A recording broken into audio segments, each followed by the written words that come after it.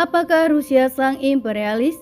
Hal lain yang juga perlu diklarifikasi adalah status politik Rusia itu sendiri. Banyak pihak yang melihat bahwa Rusia perlu juga dilihat sebagai negara imperialis layaknya Amerika Serikat. Praktik penyerobotan Crimea pada 2014 yang kemudian dilanjutkan dengan dukungan terhadap deklarasi kemerdekaan di Donetsk dan Luhansk merupakan bukti dorongan penguasaan ala kekuatan imperialisme. Belum lagi dalam pernyataan publik terakhirnya, Putin menegaskan Ukraina bukan sebagai negara yang berdaulat, namun lebih sebagai entitas teritorial yang baru dikonstruksikan oleh Lenin pasca revolusi Bolshevik. Dari fakta ini, sulit untuk tidak terbujuk oleh ide bahwa Rusia adalah kekuatan imperialis yang ekspansionis.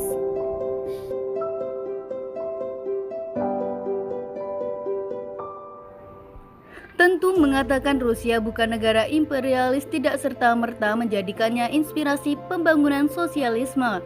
Putin bukanlah sosialis apalagi komunis. Dia lebih sering muncul sebagai politisi nasionalis, reaksioner yang sensitif terhadap segala hal yang dianggapnya ancaman.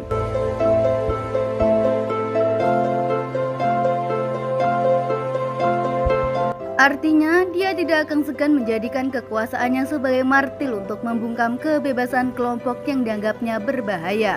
Maka tidak mengherankan jika kemudian represi terhadap kalangan LGBTQ dan kelompok oposisi sayap kiri radikal lumrah di bawah kekuasaan Putin.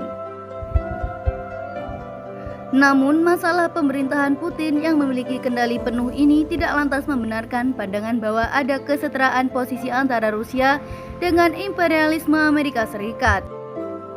Amerika Serikat tetaplah kekuatan imperialis satu-satunya dalam konteks konflik Rusia-Ukraina.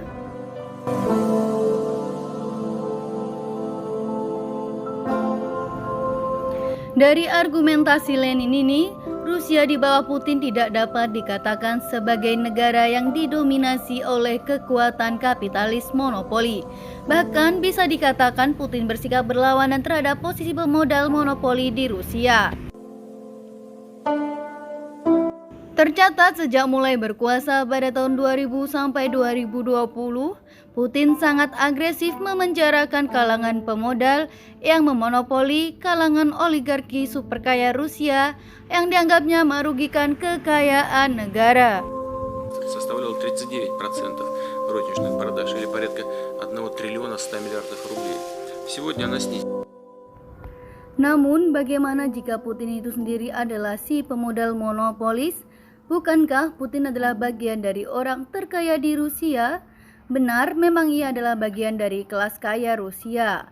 Namun pilihan politik Putin tidak selalu membawa aspirasi kelas kaya Rusia.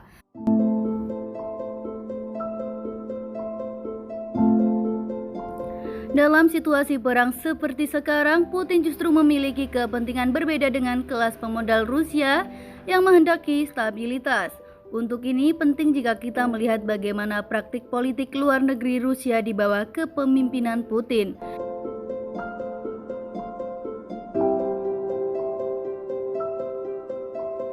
Alih-alih berperilaku identik layaknya negara-negara imperialis seperti Amerika Serikat, Inggris atau Prancis yang memaksakan kepentingan ekonominya melalui politik luar negeri, Rusia cenderung negosiatif dalam memajukan kepentingan ekonominya dalam interaksi internasional. Karakter ini jelas dapat dilihat hal yang baik, khususnya bagi negara-negara kecil dan lemah ekonominya ketika mereka tengah mengupayakan perlawanan terhadap imperialisme.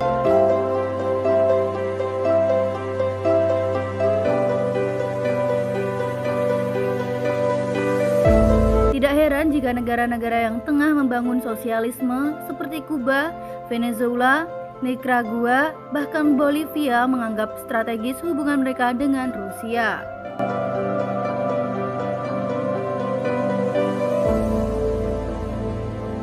Namun, di sini kita perlu lebih spesifik dalam mendefinisikan imperialisme.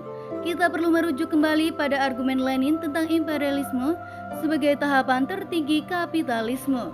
Argumentasi Lenin tentang imperialisme seringkali diarahkan pada preposisinya tentang 5 karakter khusus imperialisme.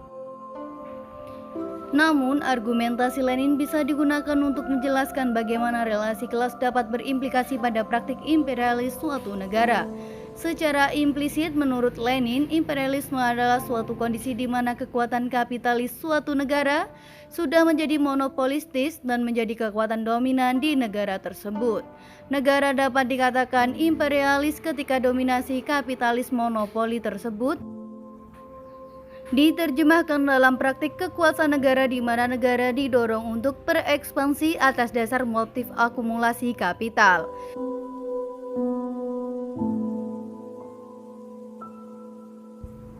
Di bawah kendali kapitalis monopolis, negara imperialis harus menganggap rendah negara lain yang lebih lemah sebagai bagian untuk ekstraksi surplus ekonomi di negara lemah tersebut.